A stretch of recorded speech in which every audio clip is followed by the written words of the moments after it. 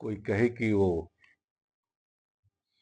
आ, वेद का महापंडित है, उसने वेद पूरा पढ़ लिया है, तो समझना कि वो उसका अहंकार बोल रहा है। क्योंकि वेद को कभी पढ़ा नहीं जा सकता पूरा। वेद महासागर है, और इतना बड़ा महासागर है कि जिसका क्षण भर का पानी इस पृथ्वी पर आपको प्राप्त है, और अनंत धारा से, अनंत दिशाओं से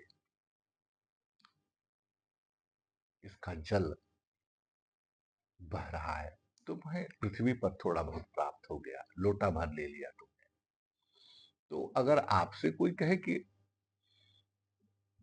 उसने वेद को कंठस्थ कर लिया है, चारों वेद के एक एक श्लोक उसको याद हो गए हैं, पूरी व्याख्याएं उसने समझ ली है, उससे बड़ा कोई पंडित नहीं, तो समझ लेना कि उससे बड़ा कोई अहंकारी नहीं है।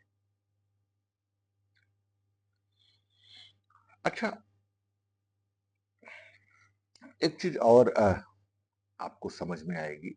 इसी क्रम में एक बात याद आ रही है, सुबह सुबह हम लोग अच्छी चर्चा कर रहे हैं कि गायत्री के लिए एक एक सूक्त वाक्य है। वो कहा गया कि गायतम त्रायते इति गायत्री। गायतम त्रायते इति गायत्री, अर्थात जो गायत्री का गान करता है, उसको उसको गायत्री तार देती है, उसका त्राण कर देती है, अर्थात उसको वह सब कुछ प्राप्त होता है जिसके लिए उसको यह मनुष्य की देह मिली है। अब बड़े मार्के की बात है ये, यह समझने की बात है कि गायन और गायत्री, गायत्री के लिए कहा गया कि उसमें 24 अक्षर हैं, इसलिए 24 मुद्राओं की भी चर्चा आप प्राप्त करते हैं। और गायन में जो स्वरों के भेद बताए गए, उसमें 22 श्रुतियों की चर्चा मिलती है। अब आप देखेंगे कि 22 श्रुतियां और 24 जो अक्षर हैं, उसका तालमेल जब आप बैठाएंगे तो बड़े ही रहस्य की बात आपके सामने खुलकर आएगी कि जो 22 श्रुतियां हैं, वह गायत्री के वह 22 अक्षर हैं जो ओम के बाद आते हैं। ओम को 2 अक्षर माना जाता है, इसलिए ओम को श्रुति नहीं कहा गया। ओम वह अक्षर ब्रह्म है जो मूल पुरुष और प्रकृति है। बाकी सारे जो अक्षर हैं, उनका गान किया जा सकता है।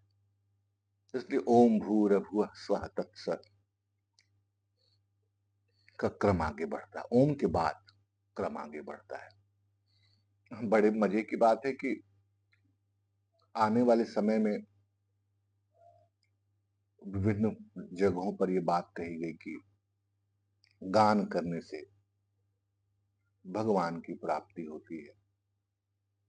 अब भैया तुम डिस्को कर रहे हो, डिस्को गा रहे हो, वो एक जमाने में ब्रेक डांस चला था, उस पे गाना और संगीत चलता था, तो उसको कर लेने से थोड़े तुमको भगवान की प्राप्ति हो जाएगी। उससे तुमको आनंद प्राप्त हो सकता है।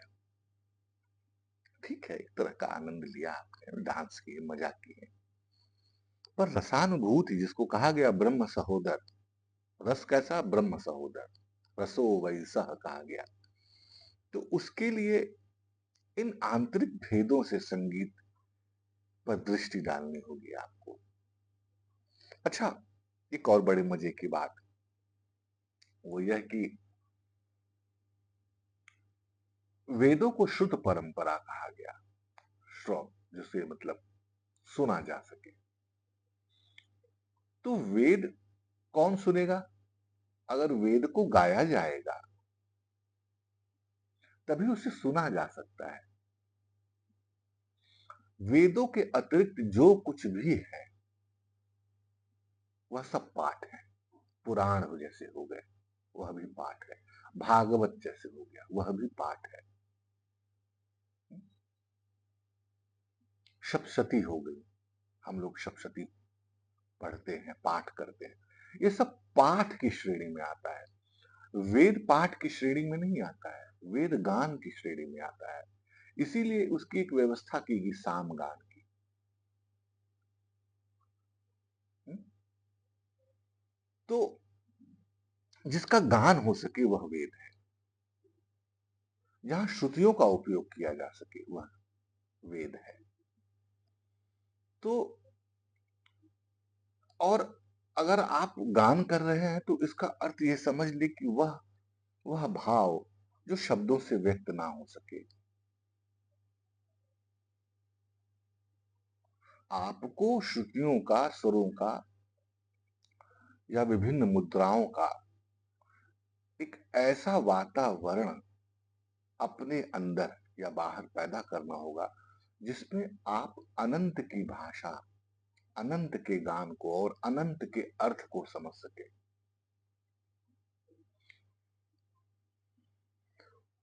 तो मुझे लगता है कि इन सब बातों पर अगर हम ध्यान दें तो कुछ नई चीजें जागृत हो सकती हैं आदमी के हृदय में। कौन सोचता है इन सब बातों को? कौन करता है? हम लोग भाग्यशाली हैं कि प्रभु यह अवसर दे रहे हैं कि थोड़ी बहुत चर्चा हम लोग इस विषय पे कर पा रहे हैं।